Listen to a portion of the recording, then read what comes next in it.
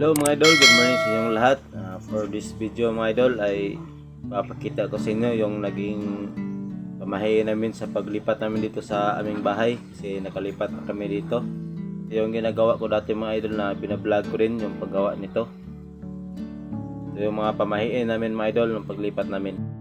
Galing araw kaming gumising nito at ginising ko na rin mga bata para makapunta na kami dito sa aming bagong bahay. Yan mga idol. Yan yung asawa ko nga yung unang bumugad sa may pinto mga idol kasi siya daw yung unang papasok dyan mga idol at maghagis ng coins mga idol. Yan, bali 8 coins yung hinagis niya mga idol at may dala na kaming bigas para dito na kami mag almusal mga idol. Yan, hindi pa masyadong tapos yan mga idol, wala pang division at nagkakape muna ako mga idol. Ito yung mga bata mga idol. Yan, at ito yung unang umagahan namin dito. Dito kami kumain. Ito yung naging hagdan namin mga idol. Hindi pa tapos, hindi ko pa yan nagawa. Ginawan ko na rin ng riyas dito para hindi makapasok yung pusa sa kusina. Lumipat kami dito mga idol nung June 3 kasi pinili namin yung 3 kasi maliwanag yung buwan. Malaki yung buwan mga idol. Isa yun sa tinuro sa amin na pamahiin na dapat lumipat yung maliwanag ng buwan. Pero dapat sana mga idol ay may kit sa kalendar yung paglipat namin pero malayo na masyado yung 8 kaya June 3 kami lumipat yung maliwanag yung buwan mga idol. Tapos house tour na din dito sa bahay namin, munting bahay mga idol doon sa palibot. Kaya tingnan natin mga idol. So, dito muna tayo mag-umpisa mga idol sa aming dirty kitchen mga idol. Yung lutuan namin yung mga idol, ano na siya, kahoy yung gamit namin.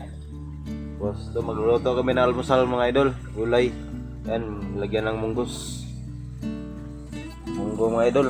Tapos yung ano namin mga idol, yung CR namin yan, yung pinto. Maliit lang tong bahay namin mga idol. At punta tayo sa likod mga idol dito sa yung mga alagang manok. Yan mga idol, yan yung alaga kong manok na isa. Tapos meron pa dito sa likod.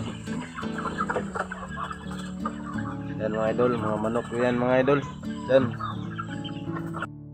yung mga alaga kong manok mga idol. Yan, dinala ko na lahat dito. Meron akong 5 kulungan dito mga idol. Yan, so malalaki na. Ito may maliit. So 4. Tapos may naming itlog na rin dito mga idol. Yan, may 3 itlog na. Wala pa kaming 1 buwan dito mga idol kasi mag 1 buwan kami ngayong 3. Yan, yung mga manok mga idol. Tapos punta tayo sa loob mga idol. Tingnan natin yung loob namin. Ito sa loob mga idol, ito yung lababo namin mga idol, hindi pa tapos.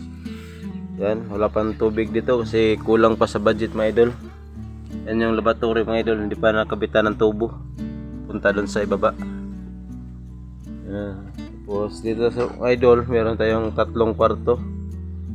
Yan. Ito yung sa amin mga idol. Tapos dito yung sa mga bata. Yan, meron silang 2 kama mga idol. Bali 2 kwarto to mga idol, hatiin ko pa to dito. Yan, meron siyang division dyan. Pero wala pa tayong budget kaya isa lang muna sila. Tapos ito yung sa amin mga idol. Ito malaki yung katre mga idol.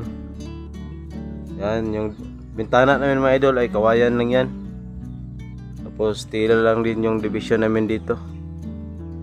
Tapos yung atip namin ay nipa. Yan mga idol, malaki pa yung kulang. Mga ano pa lang yan,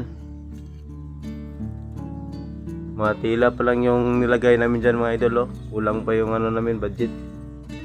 Ito yung bahay lang namin mga idol. Ito yung sala. Yan, wala pa kami masyadong kapitbahay dito mga idol kasi bago pa lang to dito. Naglipat yung iba mga idol. Isa tong barangay site mga idol.